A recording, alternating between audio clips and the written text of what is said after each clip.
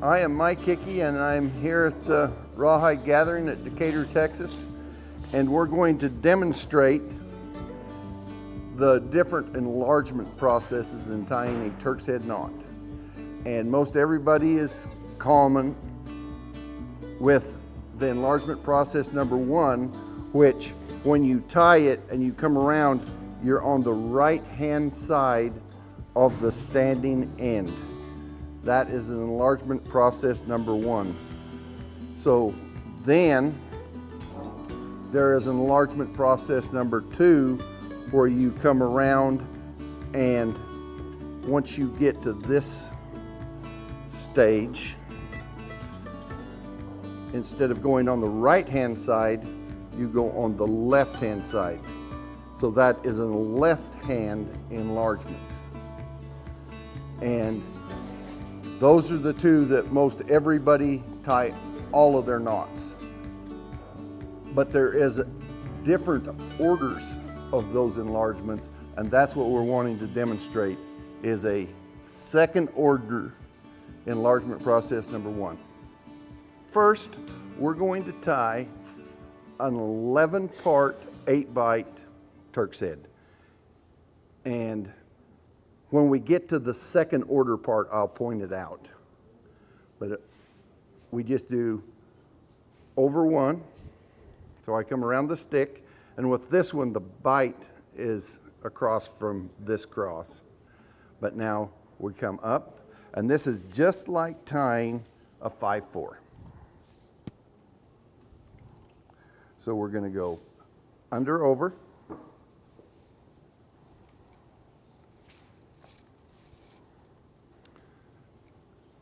And with the 5-4, you're on the right-hand side of your standing end, doing the same thing that strand is doing, laying tracks. And it's under, over. And that is when you're doing the same and putting them side by side, making tracks. On the right-hand side, it's a right-hand enlargement, or enlargement number one. Okay, now we're going to go over, under, going back on this other side. So it's over, under, over.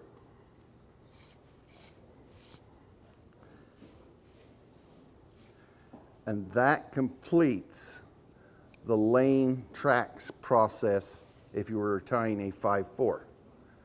But we're doing a second order enlargement. So now we're going to cross over the back side. Now see, when we're laying our tracks, we're following the strand on our left. So we're going to cross over and continue following the strand on our left, and we're going to lay another set of tracks. Under, over, two, because the one we're following is going over two.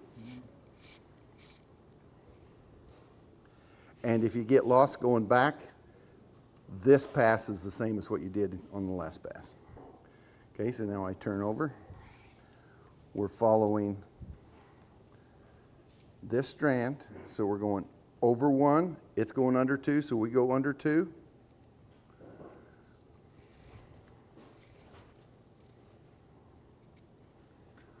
Over two, and now we're going to go right up through here, following this strand with over one, under two, over two.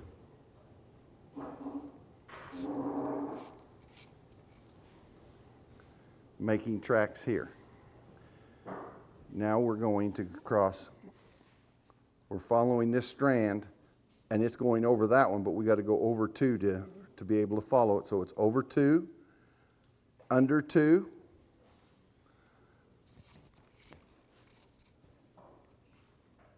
over two. Now we're back to our standing end. We've got all our tracks laid. So now we're going to start splitting the tracks. So here's our two tracks, these two strands. So if they're going over, we go over. So we go over two. Those two are going under our tracks, so we go under them to split them. Now we just got a single going over a track, so we go over one, under one. No. I was looking at the wrong side. Here's our tracks. It's going under 2. We got to go over 2 to split our tracks. Now that we're at the top, here's our tracks. So we go under this outside bite to get inside of our tracks. Over 2, under 2, over 1, under 1. Now we're turning. See how that bite is slid up underneath or not? We got to pull it out. We got to go under 1 bite to get in our tracks. We got 2 going over our tracks, so we go over 2. 2 going under our tracks, so we go under 2. We got 1 going over, so it's over 1. There's 1 going under, so we go under 1 and out over that outside bite.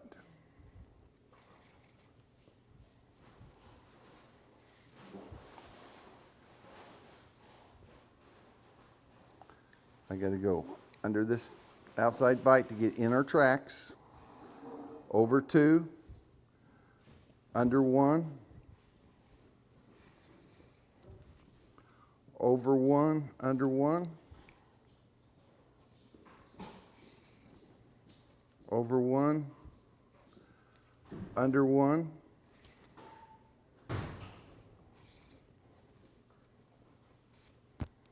we got to pull this bite out so we can get inside of our tracks. And you can see that there's a 2 going over our tracks, so we're going to go get under that 1 first.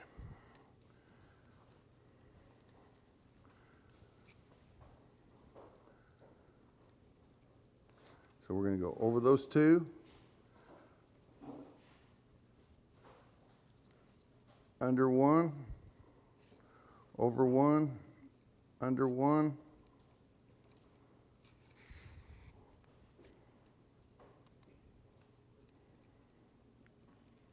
over 1, under 1, over 1. This is our last pass. So we go under 1, get in our tracks. See our tracks going through here?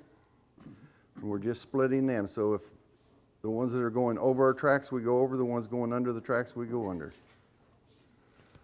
So it's over, under. Over, under. Over, under. We got a little straightening out right here. Over, under, out of the knot. And that brings us back to our standing end. So to finish our knot, we want our working end and standing end to be 1 strand. That tied 11 parts. 1, 2, 3, 4, 5, 6, 7, 8, 9, 10, 11. 8 bites. 1, 2, 3, 4, 5, 6, 7, 8. And that was tied with an enlargement process number 1, which is a process to the right. Now I'd like to show you the same knot tied with an enlargement process 2, second order. So it'll be a 13-part knot, because whenever you do an enlargement process to the left, your length increases, your number of parts increases. Now, I'd like to say one thing here real quick. In the video, if you'll notice, Mike does not set his awl down. He keeps it in his right hand. And if you were to set it down, there's extra steps you're taking to pick an awl up off the table. Get used to tying these buttons with the awl in your hand. And in case he drops his, I have an extra right here for him that belongs to him. Good job. Okay, with this knot, before when I started, my bite was directly across from here, where this is going to be a bigger knot. my bite is going to be over here on the side a little ways. And with a left-hand enlargement, you need to have plenty of tail because you're crossing that tail going to the left. So we're going to start it the same way we did the 5/4, only this time when we did over, over, under, over,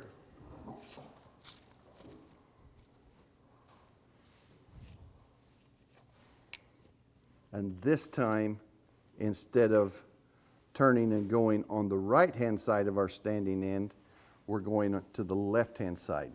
And this is how you would start a 7-part 4-bite knot. So we went under, over, under the tail, and then I'm just going to go under the next one because that's the next move, and I can do it all in one right here.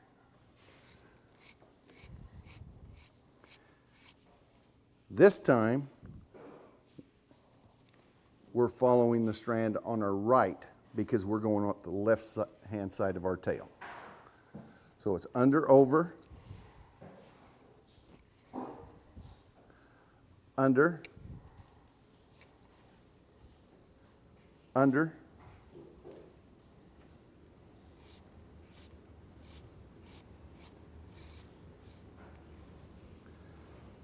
we're following this strand,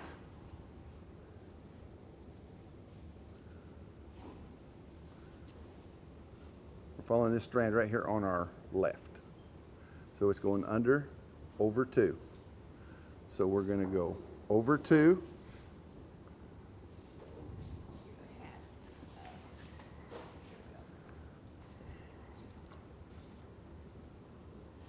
and under 1. No. Yeah, under 1 and over our tail. Or we've come back to our tail.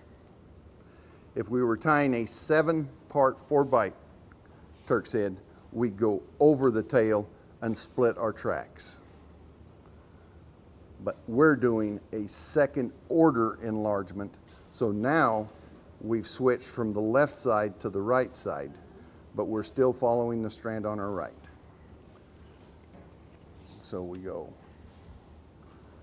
under, over 2, under.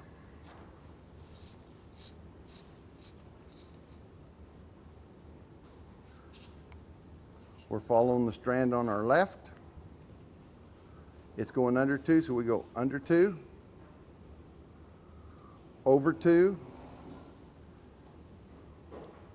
and they just crossed.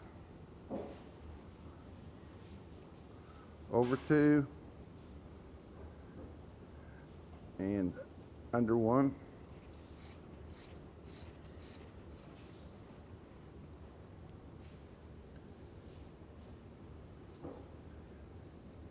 No, we're going to go under 2. So we're going under 2, and under 2 more going the other direction.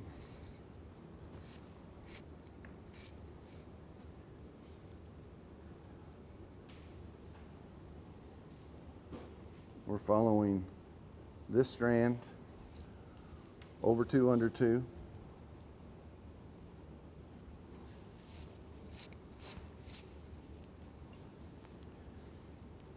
We're following this strand.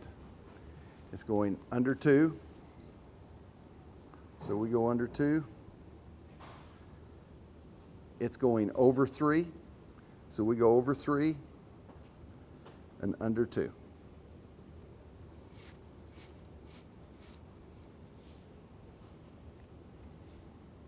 Now we're back to our standing end, and we got all of our tracks split. We started tying this knot on the left-hand side of our standing end, so now we split our tracks on the left-hand side of the standing end. So I cross the standing end, go under 2, and we're splitting our tracks. These are our 2 tracks. Under 2 to get in our tracks. There's 3 going over, so we go over 3 There's 2 going under, we go under 2 and out over 1. Under 2 to get in our tracks.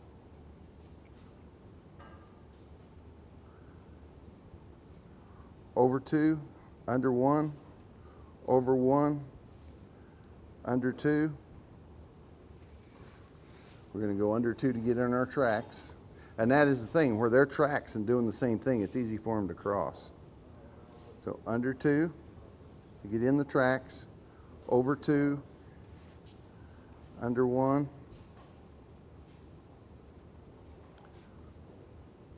under 2, now the knot.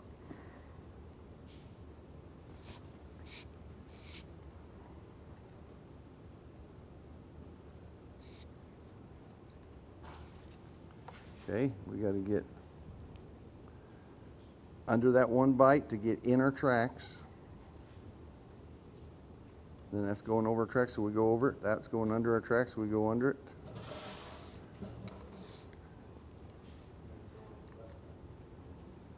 We've got 2 going over our tracks, so we go over 2. There's 1, so we go under it. There's 1, so we go over it. There's 1, so we go under it. Oh, there's 2. I was talking too fast. Oh no, it's 1. 1 there, 1 there, and 1 there. So it was just over 1, under 1.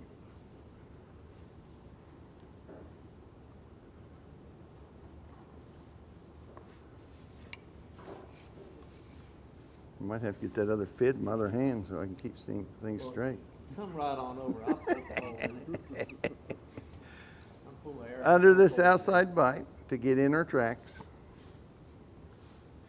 And then it's just splitting our tracks. Over 1, under 1, over 2, under 1, over 1, under 1, over, under, over.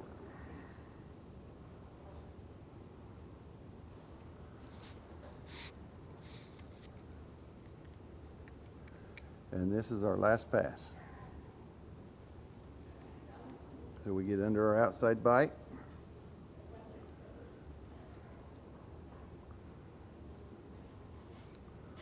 Over, under. Over, under. Over, under.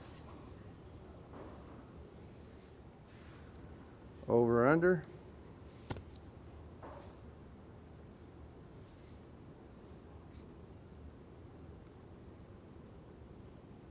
Over, under, and out over that outside bite to finish our knot. We're back to our standing end. So we've got to put our working end and our standing end together.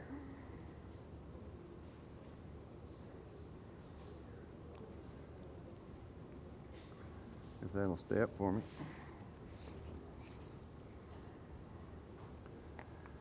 So this, we started as a left-hand enlargement process. Then we did it as a second order and finished it. So this one is 1, 2, 3, 4, 5, 6, 7, 8, 9, 10, 11, 12, 13 part, 8 bite. 1, 2, 3, 4, 5, 6, 7, 8. I hope that introduced you to a second order enlargement process where you lay your tracks twice before you start splitting them.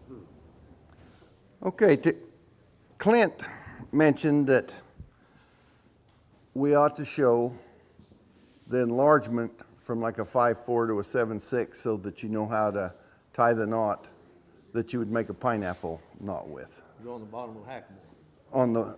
On the heel knot of a hackamore. So you could go, and once you tie the first knot, you just raise it from 5/4, 7/6, 9/8 to whatever size you want. And that's what we want to demonstrate. And then we could go to show a 7/6 just so that you know that there is a left-hand enlargement. But let's do a 5/4, 7/6 real quick. This is a right hand enlargement, so we're going to just go over, over, under, over.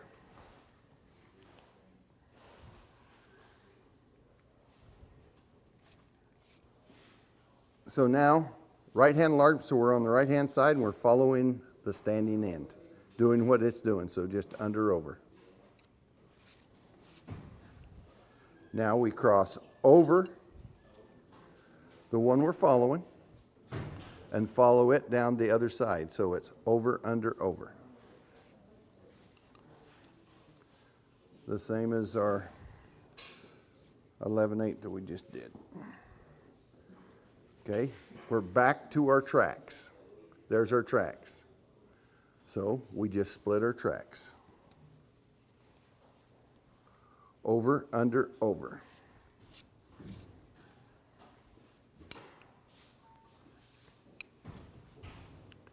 There's our tracks going back. So we just split our tracks. We go under this outside bite to get in the tracks. Over, under, over.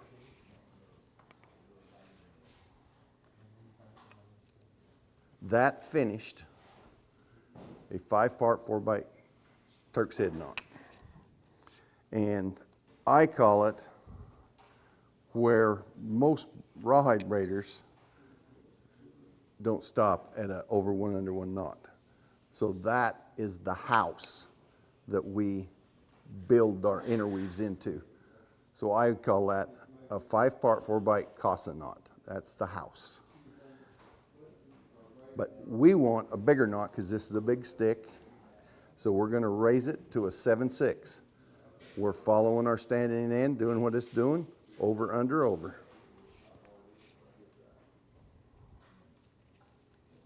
We cross over the one we're following. We're following that one, so we cross over it. Over, under, over, under, over. That laid our tracks through the knot. We're back to our standing end. There's our tracks. We just split them. Over, under, over, under, and out over the knot. See how that wants to slide down under that cross? That can really give you troubles when you're first learning how to tie a knot. You pull that out. You come under that outside bite to get in your tracks, and now you're just splitting the tracks. Over, under, over, under.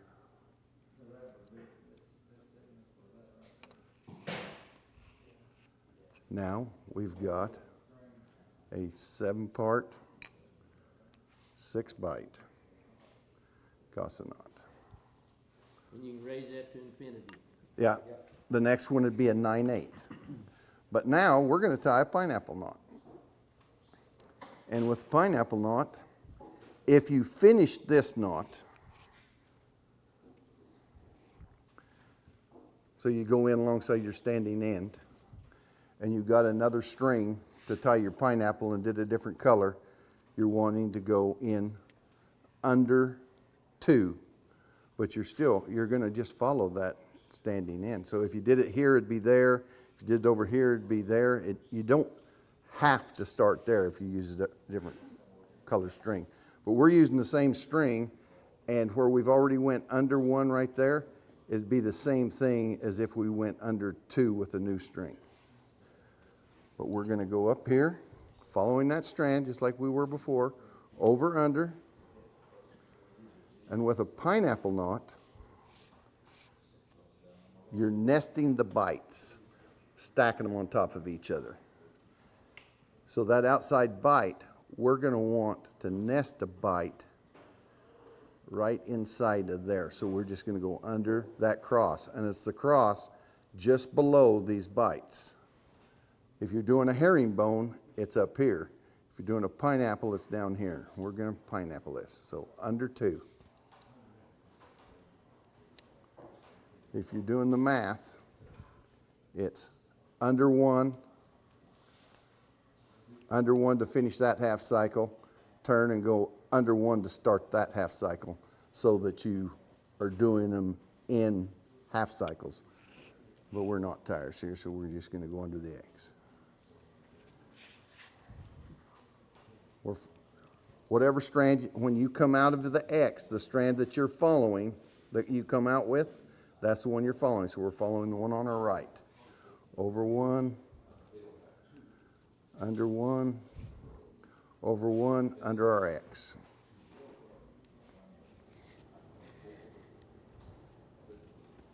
Now when we come out of our X, we come out with this strand on our left. So we're following the one on the left. Over one, under one. Here's our X. We got a pair out here in front of us. This is our new string. And that's where, if you're learning, if you use two different colors, it helps you see that pair, because that would be a different colored string. We're going under the X and one more to split that pair. So Robert Woolerly used to call that a 3X, because it's 1, 2, 3. So we're doing an under 3X. We're following that strand on our right, over one, under one.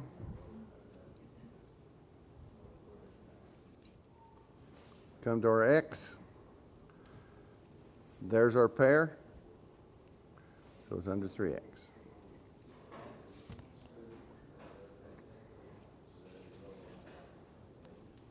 Following the strand on our left, over, under our X, pick up our pair,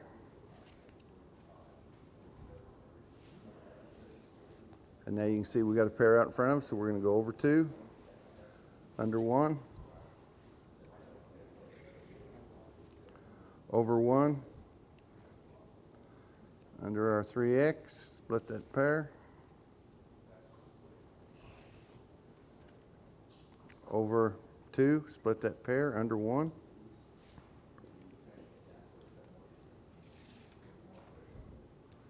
under our X. And if you've noticed, every time I've come to my X, how I have to straighten out my pair to split. If you do that right now, if you put your fit in there and open that up, when you come back to it, it'll be in the right place.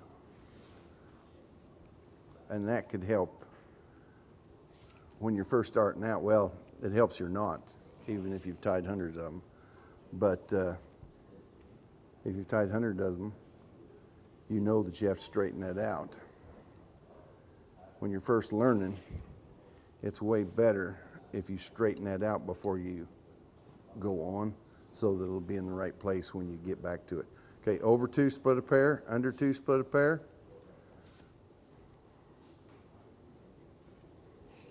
And another thing is, it's good to have a collar so that you've got something that holds your bites and the knot in the width that you're going to tie it. But I've tied a few on these bare sticks, and that's what we had when we started. Okay, I split a pair there. I'm going over one. Oh, I'm going over two, under my X, and split that pair.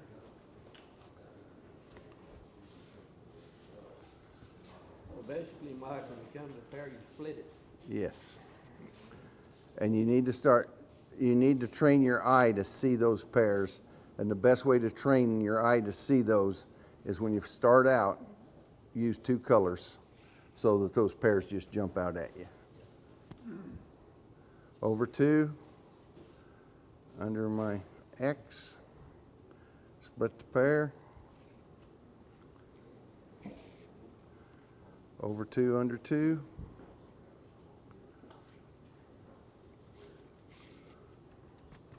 over two, under our X, and we're going to go right there would be our over two and under our X, and that's where we started our knot, was right there. but I'm just going to go out of the knot to finish it. So that is a 7-part 6-bite casa knot with a pineapple interweave.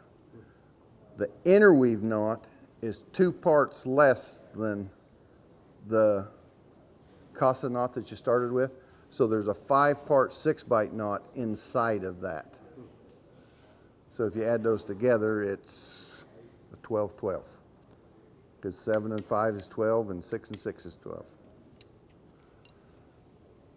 One thing about this casa knot that Mike just tied and then put the pineapple interweave in, it's a very versatile casa knot, because you can go ahead and turn around instead of coming up from the right side of the standing end, continue on the left side of the standing end and follow it around to the left, and then it goes to the right when you're coming down, and you'll wind up with a dacho interweave. And it's pretty cool just to have all the stuff mixed up, whatever you're doing, to have different interweaves here and there on your project. But that is probably one of the most versatile foundations or casa knots that we have to use today. It's an easy one to learn too. That's the most important one to learn. 5-4, 7-6. Be able to put interweaves in it. That'll get you a long ways. Yeah. And both Tom Hall and Enrique Capone have books that they offer. And Tom Hall is Mike Hickey. Mike Hickey is Tom Hall. And Enrique Capone, that's just old Enrique. And anyhow, all their books are great books. I strongly encourage everybody to get their books from them, because they're so informative. And I wouldn't be where I am today without their books in regards to my braiding skills. Okay. Thank you, Mike.